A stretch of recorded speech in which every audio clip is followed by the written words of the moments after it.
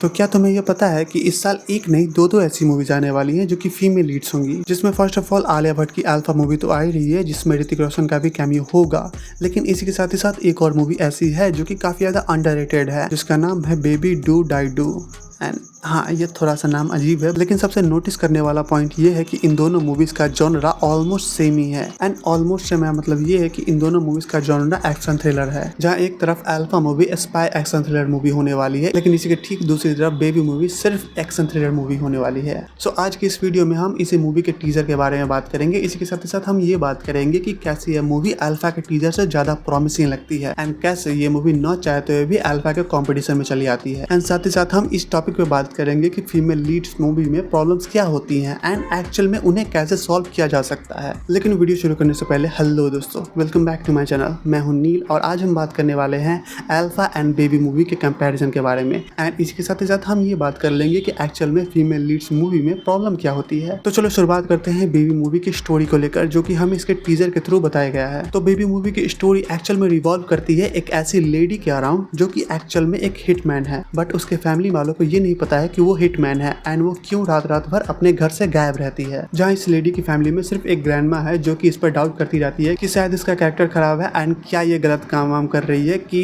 रात रात भर ये घर से गायब रहती है। And to be honest with you, ये काफी ज्यादा रिलेटेबल है एंड काफी ज्यादा ग्राउंडेड स्टोरी है इंडिया के अकॉर्डिंग, क्योंकि इंडिया में एक लड़की का रात रात भर घर से गायब रहना उसके कैरेक्टर पर उंगली उठाने वाला एक पॉइंट बन जाता है। And at this point of this trailer ये काफी अच्छे से ऑडियंस से रिलेट कर पाती है एंड एक्चुअल में यहीं पर ये अल्फा से काफी बेहतर काम करती है, क्योंकि यहाँ पर हमें वैसा कुछ दिखाया नहीं गया है कि यहाँ पर कोई वर्ल्ड एंडिंग थ्रेट है जो कि दुनिया को तबाह कर देगी। नहीं, यहाँ पर स्टोरी एक कॉन्ट्रैक्ट हिटमैन की है जो कि अपने पर्सनल और प्रोफेशनल लाइफ में खुद को कैसे देखती है इसके बारे में है। इसी के साथ ही साथ इस मूवी को और ज्यादा स्पेशल इसका हिटमैन वाला जॉनरा बनाता है, क्योंकि इंडियन सोसाइटी के लिए हिटमैन जॉनरा काफी ज्यादा न्यू है। इनफैक्ट इससे पहले हमने हिटमैन वाला जॉनरा सिर्फ हॉलीवुड में ही देखा था, like John Wick, hitman, but India में ये जॉनरा पूरी तरह से नया नहीं है, क्योंकि इससे पहले भी एक ऐसी मूवी आ चुकी है जो कि हिटमैन पे ही बेस्ड थी, जिस मूवी के लीड में अभिषेक बच्चन थे। एंड ये मूवी काफी ज्यादा अंडररेटेड है, क्योंकि जिस तरह की ये मूवी थी इसको और भी ज्यादा प्रेस मिलना चाहिए था, बट ये उतने बेहतरीन तरीके से बॉक्स ऑफिस पे काम नहीं कर पाए। खैर, coming back to a story,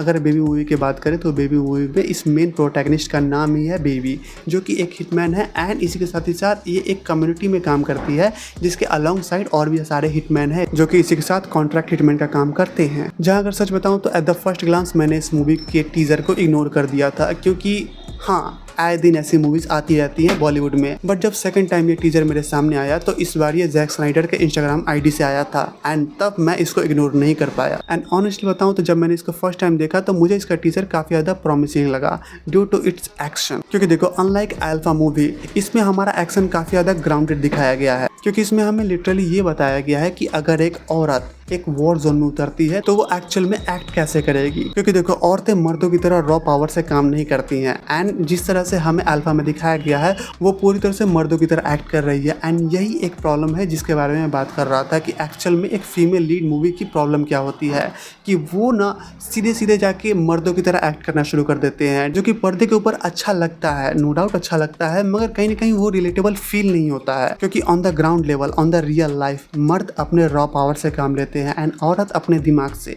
and यही सच है, एंड मूवी मेकर्स इस सच को जितने जल्दी अडेप्ट कर ले वो उनके लिए बहुत ही अच्छा होगा। क्योंकि देखो मेरे हिसाब से सबसे अच्छी चीज़ ये थी इस मूवी की कि इस मूवी में हमें काफ़ी रिलेटेबल एंड ग्राउंडेड स्टोरी दिखाई गई है, एंड इसी के साथ साथ काफ़ी ग्राउंडेड एक्शन सीन दिखाया गया है। और इसी के अलॉन्ग साइड एक और प्रॉब्लम ये है फीमेल लीड मूवीज़ की कि इस तरह की मूवीज़ में तुम्हें उस तरह की बैकग्राउंड स्टोरी को काफ़ी हद तक रिमूव कर दिया जाता है, जिसके कारण एक कैरेक्टर का प्लॉट बिल्ड होता है। जैसे कि हमने जॉन विक के बारे में देखा था कि जॉन विक का एक पास्ट था एंड उसने अपने पास्ट से पीछा छुड़ाने के लिए एक बहुत बड़े मिशन को अकम्प्लिश किया एंड उसके बाद वो एक नॉर्मल लाइफ जीने लगा, लेकिन उसके साथ एक ट्रेजेडी घटती है एंड उसके बाद वो अपने पास्ट लाइफ में चला जाता है। तो यहाँ पर एक कैरेक्टर का एक्चुअल प्लॉट बिल्ड करने के लिए उसके अलॉन्ग साइड एक स्टोरी बिल्ड की गई। लेकिन अब बात करते हैं इसी फ्रेंचाइजी के द्वारा बनाई गई एक और मूवी, बैलेरिना मूवी की, जो कि एक फीमेल लीड थी। एंड इसमें हमें क्या दिखाया गया कि एक लड़की को बचपन से ही ट्रेन किया जा रहा था, जहाँ वो अपने फर्स्ट मिशन में ही अपने कंपनी या फिर अपने घराने से मुंह मोड़ लेती है एंड उससे रेबिलियन स्टार्ट कर देती है,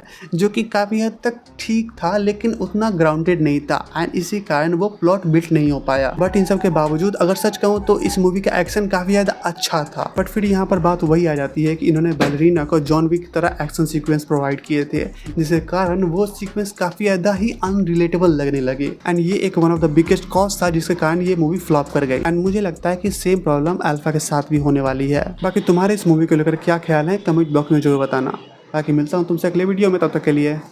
वी एक्सप्लेन।